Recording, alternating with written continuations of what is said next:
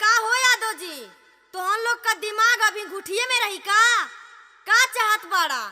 देख देख भग जोगनी, ऐठ के मत बोल हमसे।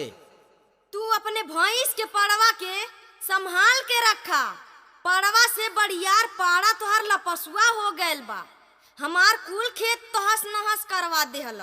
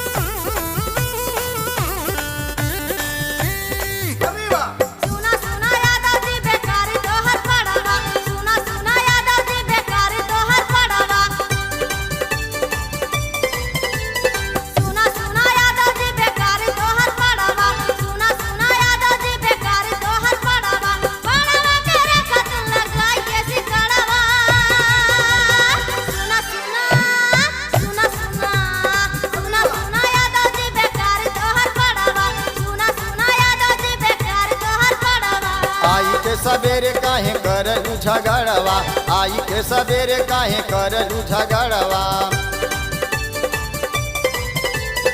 आई के सवेरे काहे करलू झगड़वा, आई के सवेरे काहे करलू झगड़वा। खेतवा न चरी त कपी के रही मड़वा, आई के सवेरे, आई के सवेरे, आई के सवेरे काहे करलू झगड़वा, आई के सवेरे काहे करलू झगड़वा।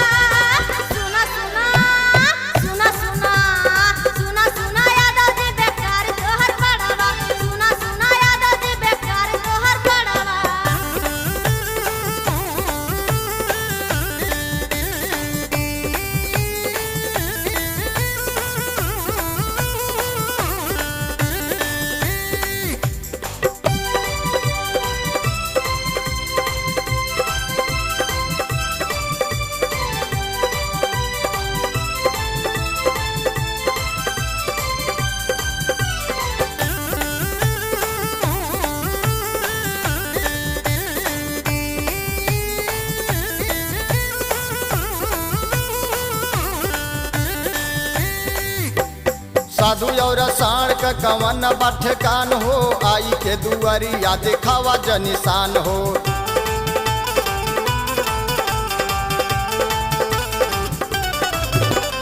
साधु और साण का कवन बठ कान हो, आई के दुआरिया दिखावा जनिशान हो। जनी लबसुआ त तोड़ना ही हड़वा, आई के सवेरे, आई के सवेरे, आई के सवेरे काहे करलू झगड़वा, आई के सवेरे काहे करलू झगड़वा।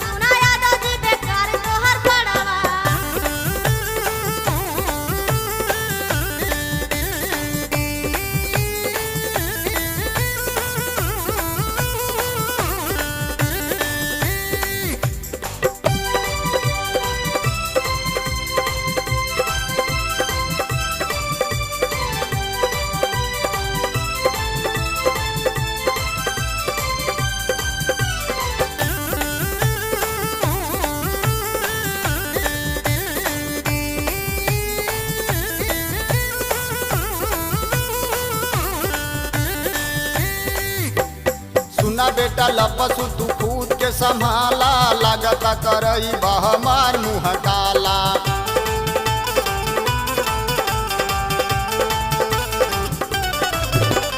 सुना बेटा लपसु तू खुद के संभाला, लागता करई बा हमार मुँह काला। सुन के सुखा जल हमरो फेफड़वा,